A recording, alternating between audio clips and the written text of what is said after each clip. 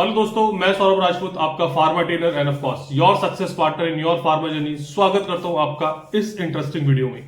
जी हां दोस्तों, आज का वीडियो होने वाला है बहुत ज्यादा इंटरेस्टिंग, बहुत ज्यादा इंफॉर्मेटिव हर उस पर्सन के लिए जो अपना एक मेडिकल स्टोर खोलना चाहता है, यानी अपनी एक केमिस्ट शॉप खोलना चाहता है। क्योंकि जब आप एक मेडिकल स्टोर खोलने के बारे में सोचते हैं ना, तो आपके मन में बहुत सारे सवाल होते हैं। सबसे पहला कि कहां खोलें, कैसे खोलें और मैं इस मेडिकल स्टोर को कैसे चला पाऊंगा। जी हाँ दोस्तों, यदि आप भी अपना एक मेडिकल स्टोर खोलना चाहते हो और आपके मन में भी ये बहुत सारे सवाल हैं, तो आपको एक बार प्रधानमंत्री जन औषधि केंद्र खोलने के बारे में जरूर सोचना चाहिए। क्योंकि प्रधानमंत्री जन औषधि केंद्र खोलने के ना आपको बहुत सारे बेनिफिट्स मिलते हैं। इसीलिए दोस्तों, आज मैं आपको इस छोटे से वीडियो के माध्यम से बताऊंगा प्रधानमंत्री जन औषधि केंद्र के बारे में कि ये परियोजना क्या है, इसकी शुरुआत कैसे हुई, और यदि कोई व्यक्ति अपने एरिया में प्रधानमंत्री जन औषधि केंद्र खोलना चाहता है तो उसके लिए क्या एलिजिबिलिटी क्राइटेरिया है, क्या टर्म्स एंड कंडीशन है, किस तरीके से आप अप्लाई कर सकते हो, और सबसे इंपॉर्टेंट इसके बेनिफिट क्या है और आपको प्रधानमंत्री जन औषधि केंद्र क्यों खोलना चाहिए। तो बने रहना मेरे इस वीडियो के आखिर तक, क्योंकि आज आपके सारे डाउट, सारे कंफ्यूजन प्रधानमंत्री जन औषधि केंद्र को लेकर खत्म होने वाले। बिफोर स्टार्टिंग दिस वीडियो, आप सब लोगों से मेरी रिक्वेस्ट है कि जो भी इस चैनल को पहली बार देख रहे हैं, सबसे पहले आप प्लीज चैनल को सब्सक्राइब करें, बिकॉज इस चैनल के थ्रू मैं आपके फार्मा बिजनेस के लिए बहुत यूजफुल कंटेंट लेके आता हूं। मैं चाहता हूं कि वो कंटेंट आपको रेगुलर मिलते रहे। इसके अलावा दोस्तों, इस वीडियो को पसंद आए तो वीडियो को लाइक करना, शेयर करना, और उन लोगों तक तो जरूर शेयर करना कि जो अपना एक मेडिकल स्टोर खोलने के बारे में सोच रहे हैं। आइए दोस्तों, सबसे पहले हम समझते हैं कि ये प्रधानमंत्री जन औषधि केंद्र परियोजना क्या है और ये कैसे काम करती है। क्योंकि देखिए दोस्तों, आपने किसी भी प्रधानमंत्री जन औषधि केंद्र को यदि देखा हो तो वहां पे आपने देखा होगा कि उनका जो बोर्ड होता है, उस बोर्ड पे हमारे जो माननीय प्रधानमंत्री हैं श्री नरेंद्र मोदी जी की फोटो वहां पे लगी रहती। बट आपको ना यह जानकर बहुत हैरानी होगी दोस्तों कि इस परियोजना की शुरुआत बीजेपी सरकार ने नहीं की, श्री नरेंद्र मोदी जी ने नहीं की, क्योंकि इस परियोजना की शुरुआत 2008 में कांग्रेस सरकार द्वारा की गई थी। बट कांग्रेस सरकार इस परियोजना को एक्चुअल ग्राउंड में, रियलिटी में इतना सक्सेसफुल नहीं बना पाई। बट बीजेपी सरकार ने इसको एग्रेसिवली प्रमोट किया और ग्राउंड पे उतर के इस परियोजना को सक्सेसफुल बनाया। और इस परियोजना को शुरू करने का एक बहुत सिंपल सा पर्पस था, और वो पर्पस था कि लोगों को अच्छी क्वालिटी वाली दवाइयां कम दामों में मिल सके। और इन दवाइयों को हम जेनरिक मेडिसिन भी कहते हैं। अब ये जेनरिक मेडिसिन क्या होती है, ब्रांडेड और जेनरिक मेडिसिन में क्या डिफरेंस होता है, इसलिए दोस्तों मैंने एक अलग से वीडियो बनाया हुआ है, आप मेरा वो वीडियो जाके भी चेकआउट कर सकते हैं। तो इसके लिए सरकार खुद तो जाके अपनी शॉप नहीं खोल सकती थी हर एरिया में, तो उन्होंने एक इस परियोजना की शुरुआत की, जहां पे उन्होंने लोगों से अपील की आप सरकार के इस पर्पस से जुड़िए, और इस पर्पस से जुड़ने के साथ आपको अपने लिए रोजगार पैदा करने के अवसर भी मिलेंगे। आप लोग ये जन औषधि केंद्र खोले जहां पे लोगों को सस्ती दवाइयां भी मिल सके और आप उन दवाइयों को बेच के 20% तक का प्रॉफिट भी कमा सके। और इस परियोजना को जो गवर्नमेंट बॉडी कंट्रोल करती है वो है PMBI, pharmaceuticals and medical device bureau of India. इसको फॉर्मली हम BPPI भी कहते हैं। इसकी फुल फॉर्म होती है bureau of pharma PSU of India.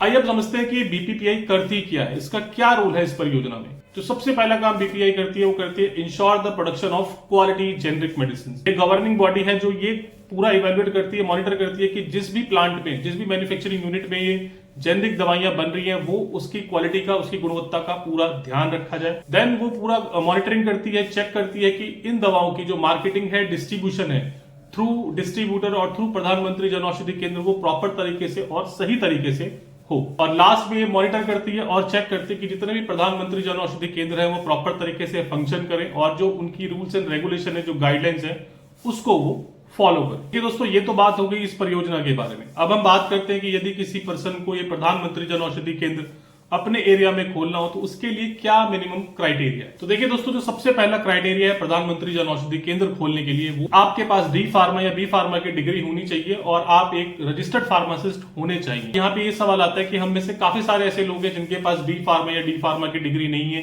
या जो एक रजिस्टर्ड फार्मासिस्ट नहीं है, वो लोग क्या कर सकते हैं। तो देखिए दोस्तों, यदि आप उन कैटेगरी में से हो जिनके पास D फार्मा या B फार्मा की डिग्री नहीं है और आप खुद एक रजिस्टर्ड फार्मासिस्ट नहीं हो, तो इन दैट केस आप किसी फार्मासिस्ट को अपनी शॉप के लिए हायर करेंगे, आप उसको एज अ एम्प्लॉय अपने यहाँ जॉब देंगे। दूसरे अगर मैं क्राइटेरिया की बात करूं तो जिस भी परमिसेस, यानी जिस भी शॉप में आपने जगह पे आपको ये लाइसेंस लेना है, तो उस जगह का जो पैमाइश है, जो उस जगह की नाप है, वो 120 स्क्वायर फीट मिनिमम होनी चाहिए। यदि 120 स्क्वायर फीट से कम एरिया आपके पास है तो आपको लाइसेंस उस जगह पे नहीं दिया जाएगा। और इसके अलावा जिस भी प्रेमिसेस में आपने वो शॉप खोलनी है तो आपके पास प्रूफ ऑफ ऑनरशिप होना चाहिए। यदि आप खुद दुकान के मालिक हैं तो आपको प्रॉपर्टी पेपर्स वहां पे सबमिट कराने होंगे, और यदि आपकी शॉप रेंटेड है तो आपको एक वैलिड रेंट एग्रीमेंट बनवाना पड़ेगा, पर प्रॉपर्टी पेपर आपको वहां पे सबमिट करने पड़ेंगे। तीसरा अगर मैं क्राइटेरिया की बात करूं तो जो भी आपके रजिस्टर्ड फार्मासिस्ट है उनके आपके एजुकेशनल सर्टिफिकेट, उनका रजिस्ट्रेशन सर्टिफिकेट, इसके अलावा ऑनर्स के अपने डॉक्यूमेंट्स लाइक पैन कार्ड, आधार कार्ड, ये सब डॉक्यूमेंट्स आपको सबमिट कराने।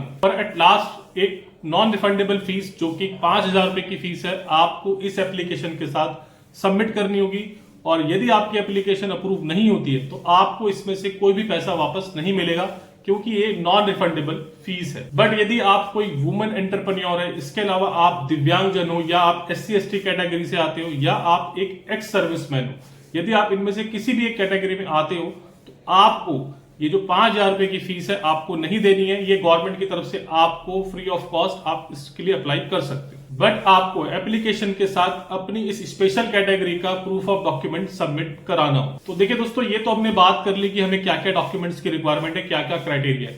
यदि हम इन डॉक्यूमेंट्स को अब हमने सारे डॉक्यूमेंट्स इकट्ठे कर लिए हैं, तो अब इस डॉक्यूमेंट्स को लेके हमें करना क्या है, किस तरीके से हमें अप्लाई करना है प्रधानमंत्री जन औषधि केंद्र के लिए। तो देखिए दोस्तों, ये सारे डॉक्यूमेंट्स इकट्ठे करने के बाद आप दो तरीके से अप्लाई कर सकते हो। पहला तरीका है ऑनलाइन, दूसरा है ऑफलाइन। तो देखिए दोस्तों, यदि आप दिल्ली या NCR के आसपास कहीं रहते हो तो आपने ये सारे डॉक्यूमेंट्स इकट्ठे करके, जो ये BPPI का ऑफिस है ये झंडेवालन वीडियोकॉन टावर में है, तो आप वहां जाके फिजिकली ये सारे डॉक्यूमेंट्स उनको सबमिट करा सकते हो, या ऑनलाइन इनकी वेबसाइट पे जाके जो कि है http.janaushadhi.gov.in पे जाके आप वहां पे अप्लाई कर सकते हो। वहां पे जाके आपको जो अप्लाई फॉर जन औषधि केंद्र पे क्लिक करना है, और वहां पे आपको कुछ डॉक्यूमेंट्स मांगे जाएंगे। वो डॉक्यूमेंट्स आपने ये वहां पे स्कैन करके सबमिट कर देंगे। आप बाय फिजिकल और ऑनलाइन अपने डॉक्यूमेंट सबमिट कर देते हो, उसके बाद आपकी जो एप्लीकेशन है, जो फाइल है, वो प्रोसेस होनी शुरू हो जाती है। फिर ये फाइल ना चेक होती है कि जो उनका मिनिमम क्राइटेरिया था क्या आप वो मैच करते हो या नहीं। तो यदि दोस्तों आप उनका क्राइटेरिया मैच करते हो तो उनकी तरफ से आपको एक अप्रूवल लेटर मिल जाता है कि हाँ, अब आप अपने एरिया में जन औषधि केंद्र खोल सकते हो। ये तो दोस्तों हमने बात कर ली कि आप किस तरीके से अप्लाई कर सकते हो, लेकिन अब मैं आपको ये बताऊंगा कि प्रधानमंत्री जन औषधि केंद्र खोलने के आपको क्या बेनिफिट है, आपको ये शॉप क्यों खोलनी चाहिए। तो देखिए दोस्तों, अगर मैं नंबर 1 बेनिफिट की बात करूं इस परियोजना की, और जो मेरा पर्सनल फेवरेट है, वो है इसकी डिस्टेंस पॉलिसी। जी हाँ दोस्तों, यदि आप कोई प्रधानमंत्री जन औषधि केंद्र अपने एरिया में खोलते हो, आपने जहां ये शॉप खोली है उसके 1 किलोमीटर की रेडियस के अंदर कोई और दूसरा व्यक्ति प्रधानमंत्री जन औषधि केंद्र नहीं खोल सकता। यानी कंपटीशन का तो कोई चांस ही नहीं है, क्योंकि आप यदि कोई नॉर्मल मेडिकल स्टोर खोलते हो दोस्तों, और आपका मेडिकल स्टोर यदि वो चलने लगता है, तो आपने देखा होगा कि आपके ना अगल बगल ही बहुत सारे लोग मेडिकल स्टोर खोलना शुरू कर देते हैं, या आपकी शॉप के ठीक सामने ही अपना केमिस्ट शॉप वो खोल देंगे। इससे क्या होता है, इससे जो कस्टमर है ना वो डिवाइड हो जाता है। यहाँ पे आपके साथ ऐसा कुछ नहीं होने वाला, क्योंकि इस परियोजना की जो ये डिस्टेंस पॉलिसी है ना, ये बड़े कमाल की, ये किसी और व्यक्ति को अलाउड ही नहीं करेगी आपकी रेडियस के 1 किलोमीटर के आसपास किसी को दूसरा जन औषधि केंद्र खोलने के लिए। बट दोस्तों, यदि आप किसी गवर्नमेंट हॉस्पिटल के सामने, या कोई ऐसा प्राइवेट हॉस्पिटल है जो 100 बेड से ज्यादा क्षमता का है, यदि वहां पे आप ये केमिस्ट शॉप खोलना चाहते हो, तो उसके लिए ये डिस्टेंस पॉलिसी लागू नहीं होती। इसके लिए पूरी तरीके से जो BPPI है, जो गवर्निंग बॉडी है, वही ऑथोराइज है डिसाइड करने के लिए कि ऐसे हॉस्पिटल के सामने कितनी शॉप खुल सकती है। नंबर 2 अगर मैं बेनिफिट की बात करूं तो वो है इसके मार्जिन्स एंड इंसेंटिव। देखिए दोस्तों, प्रधानमंत्री जन औषधि केंद्र में बिकने वाली हर दवाई के ऊपर आपको MRP से 20% तक का मार्जिन मिलता है। अब हम यहाँ पे बात करें इंसेंटिव। अब ये इंसेंटिव क्या है, तो देखिए दोस्तों, इसमें ना आपको 2 तरह के इंसेंटिव मिलते हैं। एक होता है नॉर्मल इंसेंटिव, एक होता है स्पेशल इंसेंटिव।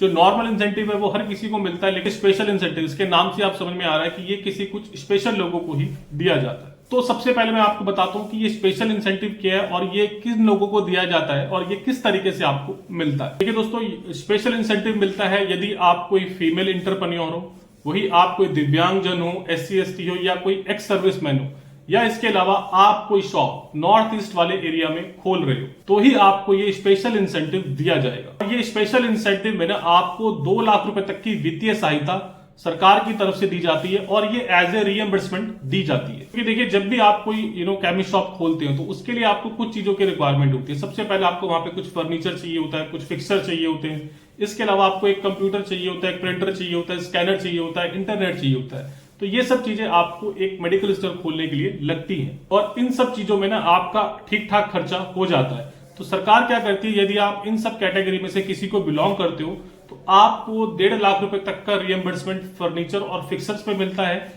इसके अलावा 50,000 तक का रिएम्बर्समेंट आपको कंप्यूटर, स्कैनर, प्रिंटर आप ये परचेज करते हो उसके अगेंस्ट मिलता है। और ये सब जो रिएम्बर्समेंट है ना, ये दोस्तों आपको केवल नई शॉप खोलने के लिए ही मिलता है, और ये आपको तभी मिलेगा जब आप इनके वैलिड बिल, यानी आपको इनका पक्का बिल चाहिए होगा जो आपको अपनी एप्लीकेशन के साथ गवर्नमेंट को देना होता है, और केवल 90 डेज के अंदर अंदर ही आपको ये बिल्स अपनी एप्लीकेशन के साथ गवर्नमेंट को सबमिट कराना। और इसके बाद भी दोस्तों ये जो इंसेंटिव रिएम्बर्समेंट है ये सब्जेक्ट टू रियलाइजेशन होता है। अब तीसरे अगर मैं बेनिफिट की बात करूं या नॉर्मल इंसेंटिव की बात करूं कि नॉर्मल इंसेंटिव क्या होता है और ये आपको कैसे मिलता है, तो देखिए दोस्तों, ये जो नॉर्मल इंसेंटिव होता है ना, ये सभी लोगों के लिए होता है। ये जो इंसेंटिव होता है दोस्तों, इस इंसेंटिव का अमाउंट होता है 5 लाख रुपए तक का, बट ये 5 लाख रुपए आपको एक साथ या इन फॉर्म ऑफ कैश सरकार की तरफ से नहीं मिलते। ये आपको कैसे मिलते हैं, ये भी आपको एक तरह से रिएम्बर्समेंट के तौर पे मिलते हैं, लेकिन ये आपको 15% पर मंथ रेट के हिसाब से आपको मंथली बेसिस पे दिया जाता है। और ये आपको कैसे दिया जाएगा, देखिए जब आप अपना एक जन औषधि केंद्र खोलेंगे तो आपको वहां पे चाहिए होंगी मेडिसिन,